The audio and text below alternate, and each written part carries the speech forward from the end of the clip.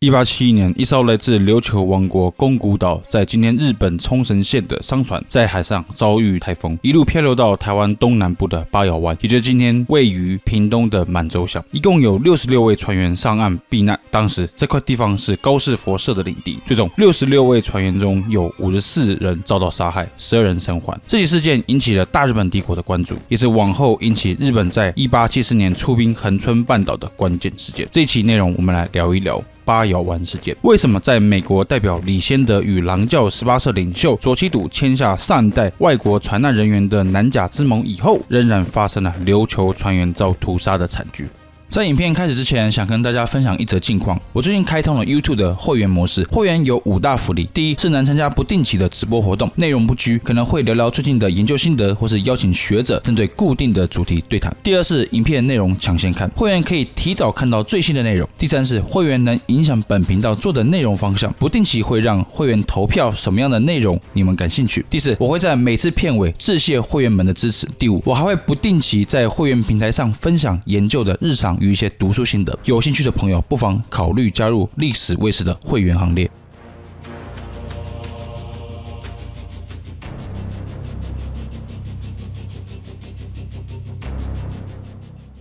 1871年，一支宫古岛的船队预计前往琉球王国的首都首里城的途中遭遇台风，一艘商船消失了，剩下的另外一艘船被一路漂流到台湾东南部的八瑶湾。这块区域当时是由高士佛社所控制的领地，但这些琉球人上岸后并没有遇到高士佛社的人，反而是先遭遇了2名汉人，最终被他们给抢劫。是之后他们才开始往西边前进，接触到高士佛社的核心，才遇到部落的人。根据记录，高士佛社的人最初也没有为难他们，而是给他们吃的喝的，这也是可以理解的举动。毕竟恒春半岛上常年都有大大小小的船难事故，所以总会有受难船员上岸。而如何处理这些船难人员，在当地已经形成一个固定的习惯。其实也会发生如罗发号事件那样不幸的惨剧，美国船员被鹅銮鼻地区的古阿鲁射中杀掉，但那其实是比较极端的案例。更常见的情况是，这些船难人员及其物资被地方社会视为获取资源的机会。事实上，至少从18世纪以来，中国政府便明文禁止各类抢夺船难的行为。我们可以在福建省例中看到，特别有一条目就是查办成为抢夺，规定了依照法律规定，光天化日之下抢夺财物者，杖300下，徒刑3年。如果是因为船只搁浅而趁机抢夺船难人员的财物和拆毁船只者同罪。甚至为了奖励救助漂流民，大清朝廷还有奖励的机制，也就是只要地方上协助了船难人员、漂流民，政府便会给予一定的奖赏。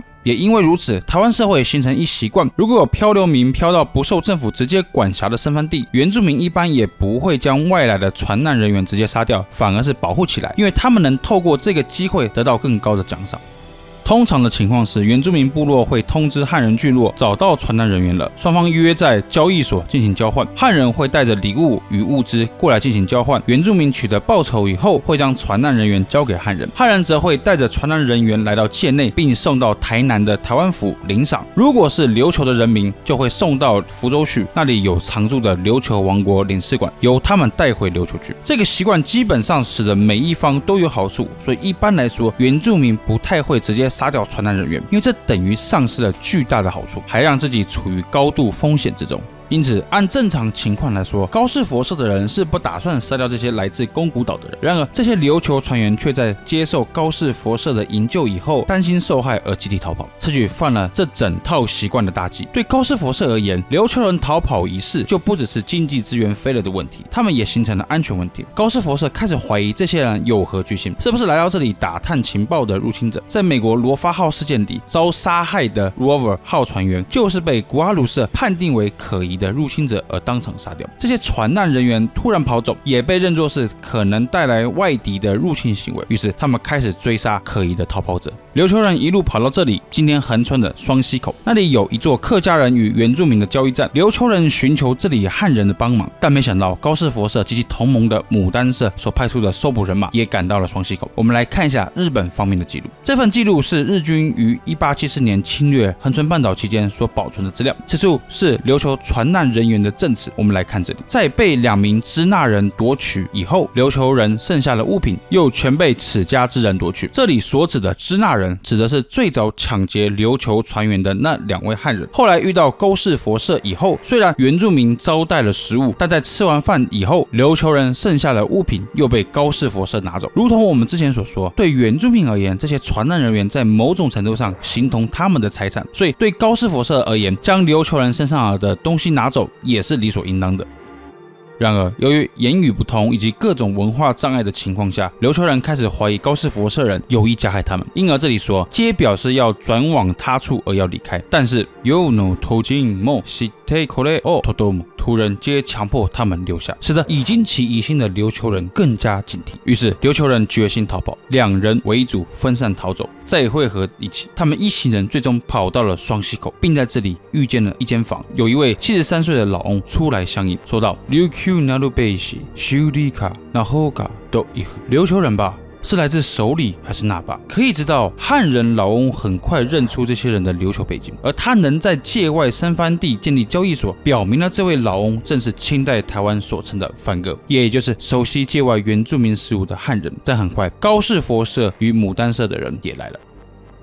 据学者曾明德的分析，高士佛社的人本来就打算将琉球人带到双溪口的交易所与汉人进行交换，但是没想到这些琉球人跑了，表现得又相当的可疑，所以他们30余人拿着刀立于中庭，夺取宫古人的针子、衣服，每次带1、2人走出门外，只剩下22、3人时，一人裸体从门外跑回来，说大家都会被杀。他们恍然大悟，就去偷看，看到原住民正在用刀子斩首，其中9人躲在老翁家，因为留尼诺康盖尼 Okina no ie 偷金西纳坎克兹 no sakai me kalai nala， 也就是这2人以为老翁家位于支那与土人领地之间。我们要注意，这里所说的支那基本上是当时日本的习惯称法，不管现在某些群体的人如何一厢情愿，但对当时的大日本帝国来说，在台湾岛上讲来自中国不管哪个地方方言的人都被称为支那人。而这9个琉球人觉得老翁的家是在中国领土上，所以生番不敢对他们动手，因而可以逃过一劫。但真实的情况更为复杂。我们来看一下另外一份记录，是之前影片有提过的伊能家矩，在台湾文化之中有相关的记录。以下所念皆来自伊能家矩的记载。当时出入于此方面之藩地，而从事与藩人之交易者，有越民刘天宝，某日到埔利庄，告以生番有行凶之状，且为将生存者9人救获于其社寮。庄主杨有望闻之，使其2子阿告及阿和与刘天宝相伴往见，即入石门，并过双溪口，寻出头颅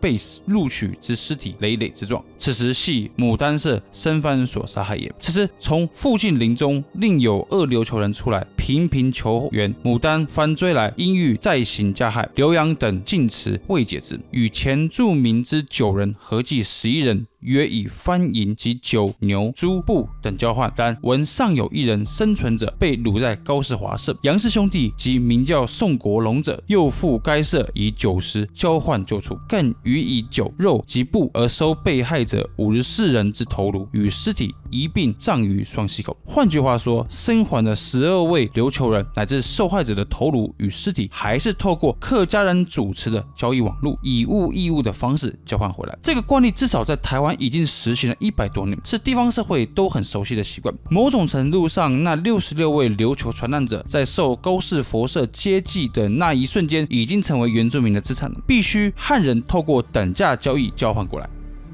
但看过上一集的朋友应该会问，但不是李先德与狼教18社大头目卓其笃在1869年已经立了南甲之盟，承诺原住民部落要善待外国传难者了吗？没错，根据那份盟约，狼教18社的部落应该都要遵守盟约，友善对待海难船员。但问题的关键在于，卓其笃真的能控制其他部落的行为吗？当李先德处理罗发号事件时，曾经来到四重溪流域牡丹社大部落的领地，他说：我被告知牡丹社他们的领地我们曾经穿越过，正在与卓其笃部落交战，所以他们没有想服从卓其笃的欲望。什么意思？意思是牡丹社当时就在与卓其笃部落发生矛盾，意味着这位大头目似乎也不太能完全控制其他部落。事实上，李先德后来拜访卓其笃时，时，又发现他们正在与古哈鲁社战争，表示南甲之盟签订以后，卓西笃确实是希望透过武力控制其他部落，但这项计划还没成功，便发生了八咬湾事件。与牡丹社结盟的高士佛社也恐怕不甩南甲之盟的规定。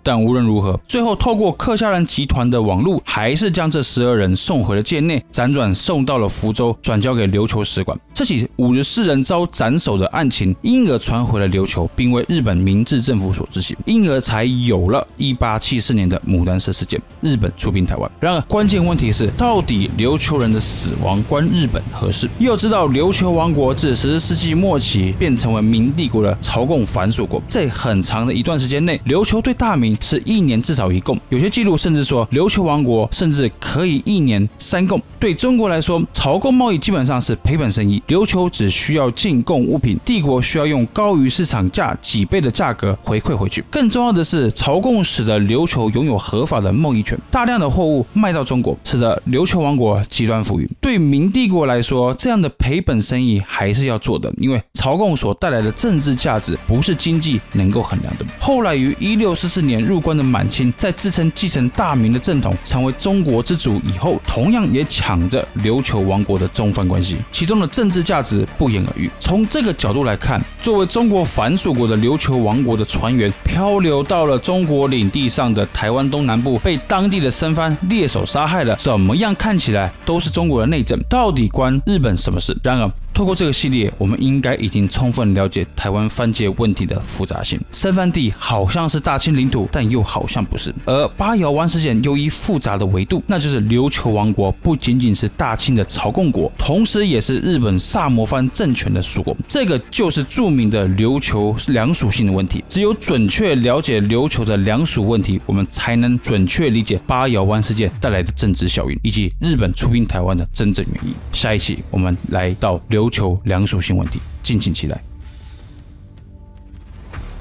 非常感谢一路看到这里的你，有兴趣的话，欢迎加入历史卫视的 YouTube 会员平台，期待与你有更多的互动。